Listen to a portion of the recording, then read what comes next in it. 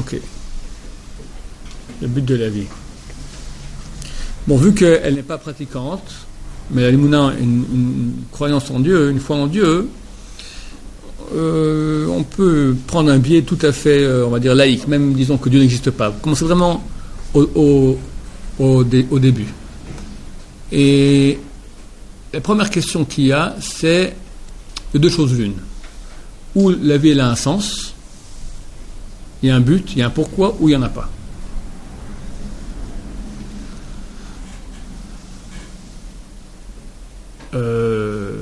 C'est clair que s'il n'y en a pas, c'est assez déprimant. Pour les gens qui sont déjà un peu âgés. Quand on est jeune, ça nous arrange bien qu'il n'y ait aucun but, parce qu'on fait ce qu'on a envie. D'accord, on s'éclate et Baruch Hashem. D'accord, heureusement qu'il n'y a pas de but, parce que sinon ça serait très angoissant. T'as vu où je suis et t'as vu ce que je suis censé faire. C'est très antinomique. Mais quand on prend un peu de bouteille, alors normalement, la neshama, la spiritualité qu'on a en nous, elle est avide de sens, elle est avide de vérité. Mais c'est vrai que ce manque n'est pas un critère qui me prouve qu'il y a vraiment un sens. Donc la question, elle est comme ça. Il faut poser la question, est-ce qu'il y a un sens, oui ou non? C'est-à-dire que s'il y avait un sens, comme dit Albert Camus, donc un philosophe français, il dit ça dans le mythe de Sisyphe. C'est bien de citer aussi quand tu cites un rabbin, ça passe à quoi, mais quand tu un philosophe non juif, ça, au moins c'est quelqu'un. Alors, dans le mythe de Sisyphe, il dit comme ça. Il dit que si un homme dit que l'être humain vit un paradoxe terrible, il dit que si l'homme pouvait savoir que l'acte qu'il fait, c'est l'acte qui le réalise. Il fait maintenant une action qui le réalise. Vraiment, dans la vérité, réellement, il se réalise par ça. Et c'est le bonheur parfait. Je fais l'acte pour lequel j'existe. Je me suis réalisé. Je réalise la chose pour le vrai sens de ma vie. C'est le bonheur le plus parfait qu'il puisse y avoir. Et c'est évident.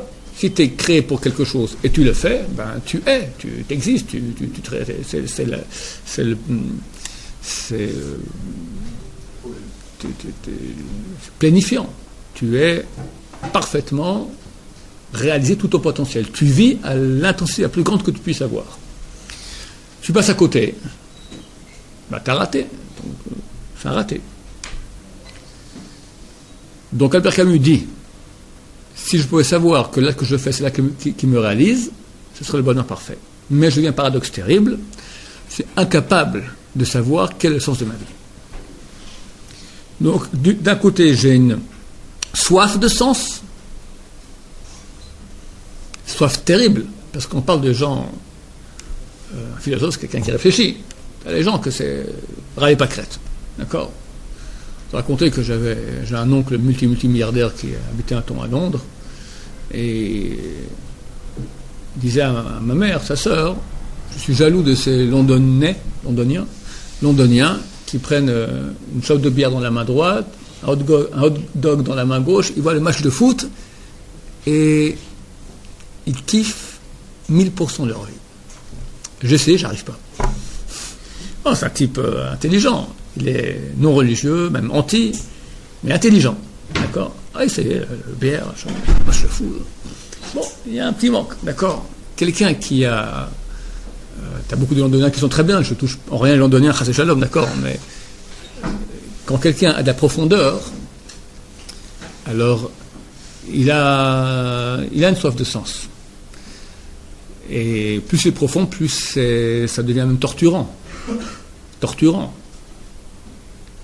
C'est vrai qu'Albert Camus avait cette torture. Il écrit un bouquin entier, le mythe de Sisyphe, et pour finir, il conclut que normalement, vivre une vie sans connaître le sens, mieux vaut se tuer. Mais c'est pas facile, se tuer. Bon, alors on continue à vivre. Mais comme Sisyphe, c'est un dieu de la mythologie grecque qui a été puni de devoir pousser une pierre en haut d'une montagne. Il arrive en haut, elle dégringole de l'autre côté, et il recommence comme ça sans cesse. Une vie difficile, pénible, sans sens, sans savoir pourquoi. Ça n'a pas de sens. Tu roules, ça retombe, tu roules, ça retombe. Ça... Donc, le cher ami qu'on va appeler comment? On va l'appeler Lucien. Lucien qui se pose des questions existentielles, c'est bien, c'est le moment. La question est d'abord, est-ce qu'il y a un but, oui ou non?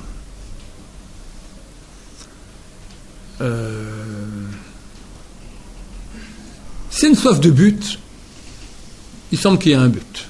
On va être beaucoup plus direct. On veut des preuves. C'est vrai qu'il y a des grands débats aujourd'hui sur l'évolution, si le monde est le fruit du hasard ou il y a création, mais plus on avance, plus on arrive vers création. Avec le Big Bang. Le Big Bang, c'est une chose qui est très nouvelle. Le Big Bang, c'est en 1965, deux scientifiques américains ou anglais, Penzias et Wilson, d'accord, découvrent l'onde de choc du Big Bang. On reçoit le prix Nobel plus tard pour cela. Et en 65, personne n'y a cru. Ça a pris quelques années. Donc en 70, on va dire. Donc ça date d'il y a 40 ans. C'est rien. Jusqu'à 40 ans, Einstein n'y croyait pas. Einstein s'est très très violemment opposé à l'idée d'un monde qui est en expansion. On lui parlait d'un monde statique qui a toujours été comme ça. Il n'a pas bougé, ça a toujours été. C'est la théorie grecque. Olam Kadmon, le monde a toujours été. Ça a toujours été. Ben, il est comme ça. Bon, moi je suis là, je suis un plancton dans la mer. Il n'y a rien, il n'y a pas de création, il n'y a rien. C'est comme ça. Toujours été comme ça. Comment ça se fait? Pose pas de questions. C'est comme ça. Sur le Big Bang, on dit qu'il n'y avait rien, tout coup il y a eu. Ça suppose qu'il y a tout à coup quelque chose qui s'est passé. Il n'y a pas eu comme ça. Il n'y avait pas, il y a eu. Il y a créateur. Appelle-le comme tu veux, parce que mon créateur, ça fait déjà, on voit une barbe. D'accord? Je ne parle pas de ça. Il y a une intelligence, comme ça ils appellent ça dans les scientifiques, il y a une intelligence qui est derrière ce monde. Parce que ce monde est beaucoup trop complexe. Beaucoup trop complexe. Arriver au hasard, à la complexité qu'il y a dans ce monde, c'est, on va dire impossible, parce que ça vient quand on parle statistique, mais c'est de l'ordre de 0,00 puissance, un 0 puissance, je ne sais pas, 400, 500. Pour avoir une bactérie, c'est de l'ordre de 0, c'est 40 puissance, 1 puissance moins 40. Donc 0, tu mets 40 0 et 1 pour une bactérie. Bon, il y a ce monde extrêmement complexe. Tu prends l'être humain, c'est extraordinaire. Nous sommes tellement habitués à ce monde qu'on ne s'en rend pas compte, mais c'est tellement extraordinaire. Si un monde est créé avec complexité, il y a un but. On ne crée pas pour rien. Plus que cela, nous pouvons, ce n'est pas le lieu de le faire maintenant, mais nous sommes les seuls au monde à pouvoir prouver, de façon rationnelle, qu'on possède le sens du monde. La Torah, on peut le prouver. Comme j'ai fait dans un cours qui s'appelle la preuve irréfutable, on ne veut pas être croyant, on veut des preuves. Il y a des preuves, qui jusqu'à aujourd'hui sont irréfutables. Donc, on peut montrer que oui, il y a un sens. Donc, si on passe à côté, eh ben, on est très triste. Si on se réalise dans ce sens, on est très heureux. Quel est ce sens? Il est marqué dans la Torah. Maintenant, il est marqué dans la Torah. Ok, alors c'est quoi hein? C'est quoi? Eh bien, c'est vivre. Et je vais expliquer ce que je veux dire par là. Vivre, et tu verras que tous les plaisirs qu'il y a dans le monde, les plus physiques qu'il puisse y avoir, c'est tout un amour de vie, en fait. Le plaisir que tu éprouves, tu prends quelque chose qui est un Coca-Cola qui pétille, d'accord? C'est bon. Ça excite les papilles gustatives, ça te fait vivre plus. Les plaisirs charnels, ça te fait vivre plus intensément. La drogue, d'accord, le flash, le plaisir, tous ces trucs-là qui te font avoir de la jouissance, c'est-à-dire que tu vis plus intensément. Le but, c'est vraiment plaisir.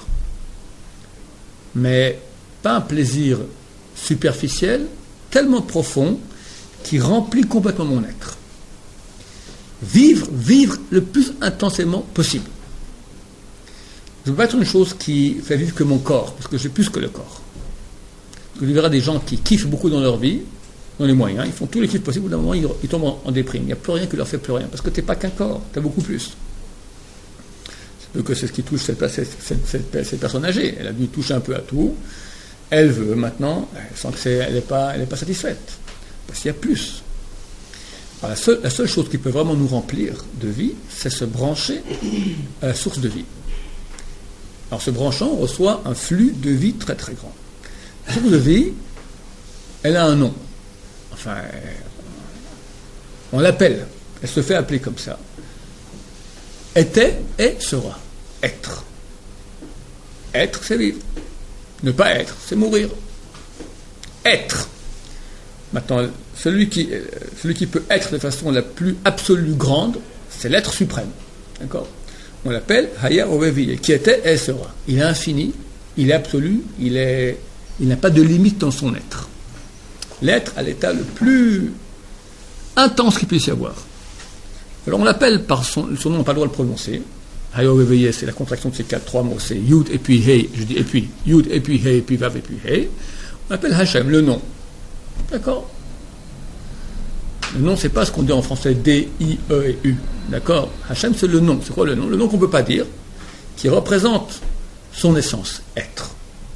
Quand tu te branches à l'être, bah, tu commences à être. Cet être, il est éternel. Parce que c'est quoi l'antinomie de l'être? C'est quoi le contraire de être? D'accord? La tristesse. C'est la mort. Ne pas être, c'est être mort. Attends, c'est pas mort et vivant. C'est vivant très très fort à une amplitude divine et te rapprochant plus de la mort jusqu'à ce que tu prends en déprime, vraiment le suicide, d'accord? La mort vraiment comme le type qui a presque un légume, il bouge plus dans son lit. Alors, il pleure, il fait rien toute la journée, d'accord? Il n'est pas encore mort, mais il est proche. Quelqu'un qui pétille de vie, quelqu'un qui est... Il y a des millions de milliards de degrés en fonction de mon branchement avec la source de vie. Comme ça, je m'éloigne de la mort. Attends, nous tous on a un problème, c'est qu'on a à voir avec la mort. Parce qu'un beau jour, tic, ça s'arrête. Donc c'est limité. Et on est des morts vivants. On dort au moins un tiers de la journée. C'est pas grand chose quand on dort. Donc on est très petit, on est très proche de rien. Hachem nous aime tellement qu'il nous a donné un cadeau fantastique.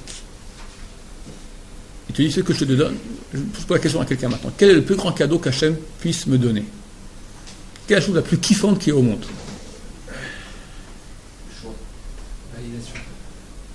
Ok, comment? Moi, quelqu'un, quel est le kiff le plus grand? Hachem, il nous aime. Il veut nous donner ce qu'il veut. Qu'est-ce qu'il me donne? Hein? Mode d'emploi, ce qu'on veut. Qu'est-ce que tu veux? Hein, Jackie, qu'est-ce que tu veux? Nicolas? De l'argent? Les deux. Le mariage, toi aussi, d'accord?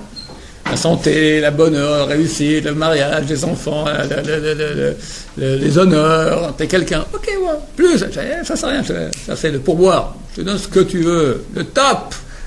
Qu'est-ce qu'on demande? Illimité du mérite.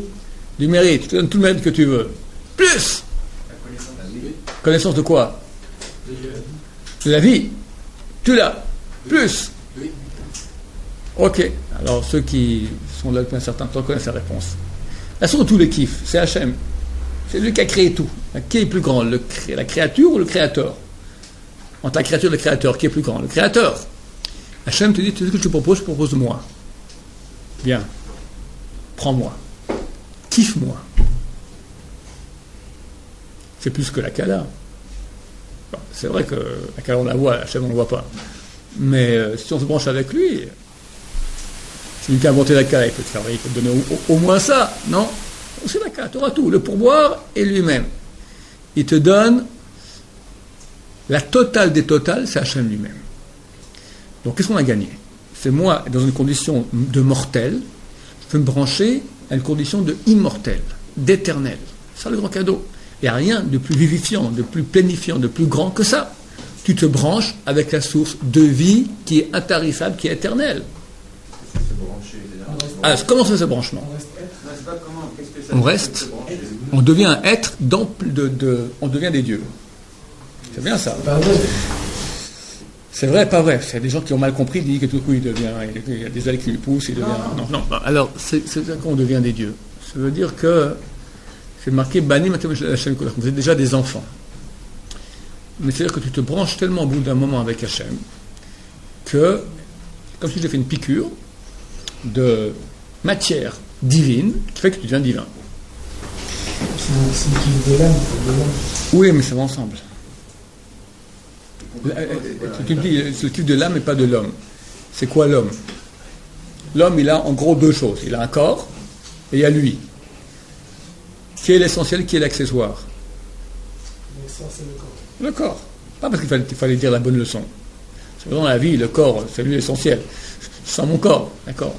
Mais au bout d'un moment, on se rend compte que quand on est jeune, le corps il a beaucoup d'importance.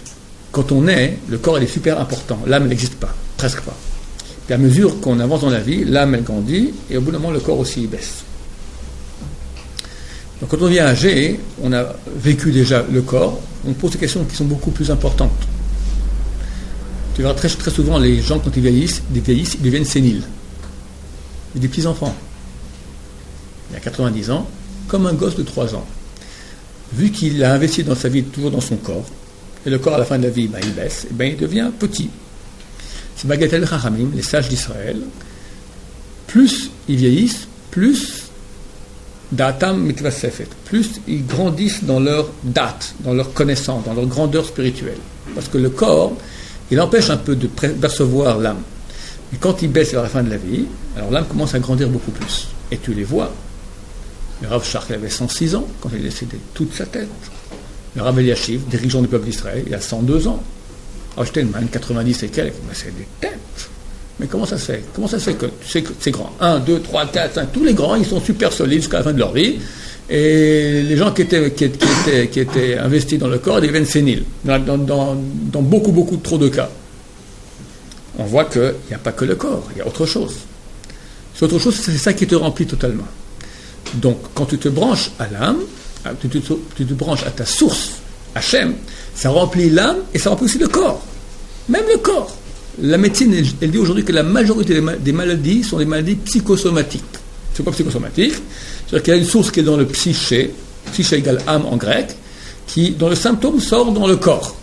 Maintenant, vu que la médecine classique, elle est pas trop calée, d'accord, elle connaît que le corps, l'âme ne connaît pas, donc elle peut soigner que le corps. Elle dit c'est le symptôme. Bon, elle soigne le corps, elle soigne le symptôme, mais la source, elle n'a pas touché la source.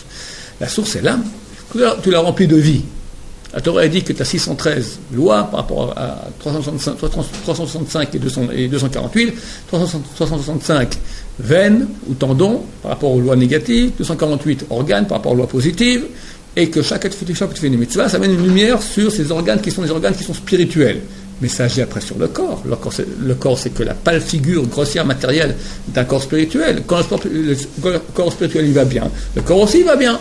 Il y a une relation entre les deux. Donc, quand tu remplis l'âme, c'est certain que ça ira bien dans le corps aussi. Tu verras, mais j'ai vu des grands tzadikim qui sont malades. Ok, ça aujourd'hui, on est après les réincarnations, on est après les tikkunim, on est après beaucoup de choses. Mais le principe de base, il est comme ça. C'est clair en 2 mots. Plus je vais avec la source d'âme, la source de vie, mieux ça ira. C'est clair qu'en fin de compte, c'est comme ça. Donc, on propose quoi? On propose, branche-toi à la source de vie et vis intensément, pleinement. Voilà. Comment on fait pour se brancher? La question a été posée. Alors, il nous reste 2 minutes, même moins.